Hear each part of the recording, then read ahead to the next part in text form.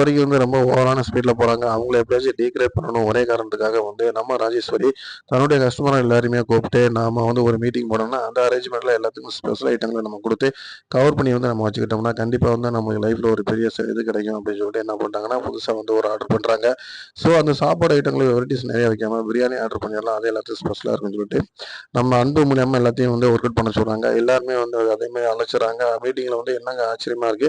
எப்பவுமே நீங்க தனித்தனியா தானே எல்லாரையும் மீட் பண்ணுவீங்க. இப்ப எல்லாத்தையும் ஒண்ணா வர வச்சிருக்கீங்களே கிளையண்டுகள அப்படின்னு சொல்லி கேட்கறாங்க.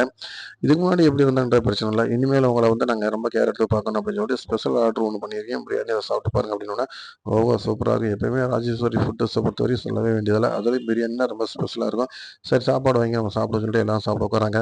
சாப்பாட பரிமாறிக்கிட்டு இருக்கும்போதே நான் என்னன்னா பிரியாணில வந்து கரப்பான்பூச்சி இருக்கு. அத பார்த்துட்டு எல்லாருக்குள்ளயும் ரொம்ப கோவமாயிடுறாங்க. என்னங்க நீங்க இப்படி பண்ணிக்கிட்டு இருக்கீங்க? உங்கள நம்பி நாங்க ஒவ்வொரு துறைக்கும் வந்து நாங்க ஆர்டர் அப்ளை பண்ணிக்கிட்டு இருக்கோம். நீங்க என்னடான்னா இவ்வளோ மோசமா வந்து ஹேண்டில் பண்ணியிருக்கீங்க.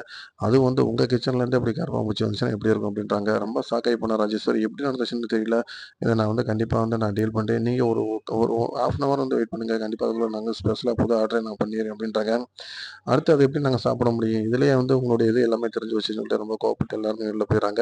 எப்படி இந்த தப்பு நடந்துச்சுன்னு தெரியல. எல்லாருமே முழிச்சுக்கிட்டு இருக்காங்க. இன்னும் சொல்லப்போனா அன்பு மேலயும், அன்போட தம்பி மேலயும் ரொம்ப கோவமா இருக்காங்க ராஜேஸ்வரி.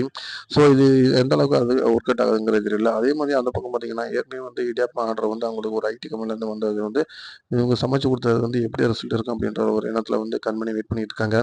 அவர் கால் பண்ணி ஒரே வார்த்தையில சொல்லிறாரு, "ரொம்ப சூப்பரா இருக்குமா" அப்படின்னோனே ரொம்ப சந்தோஷப்பட்றாங்க. நீங்க சாப்பிட்டது மட்டும் இல்ல, உங்க கிளையண்ட் எல்லாருமே வந்து உங்க கம்பெனி ஒர்க்கர்ஸ் எல்லாருமே சாப்பிட்டு ரொம்ப சந்தோஷம்ங்க. எல்லாருமே சந்தோஷமா நல்லா இருக்குன்னு சொன்னது எங்களுக்கு பிடிச்சிருக்கு அப்படின்னு கண்மணி சந்தோஷப்படுறாங்க. அது எப்படிம்மா பிடிக்காம போயிரும்? எனக்கு தெரியும்ல சூஸ் பண்றது இது அப்படிங்கிறது அப்படின்னு சொல்றாரு. அதுக்கப்புறம் ஆர்டர் அவங்களுக்கு வந்து ரொம்ப குவியுது.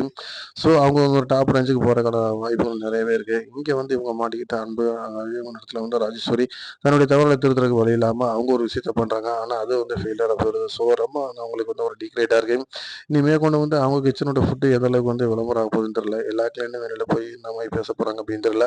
ஸோ அப்படி பேச வரும்போது ராஜேஸ்வரி கண்டிப்பா வந்து அதில ஒரு பெரிய வந்து ஒரு பிளாக் மார்க் ஏற்படும். ஸோ அதுலேருந்து அவங்க எப்படி மீண்டு வராங்கன்னு பார்க்கலாம். தொடர்ந்து நம்ம சேனல பாருங்க. லைக் பண்ணி ஷேர்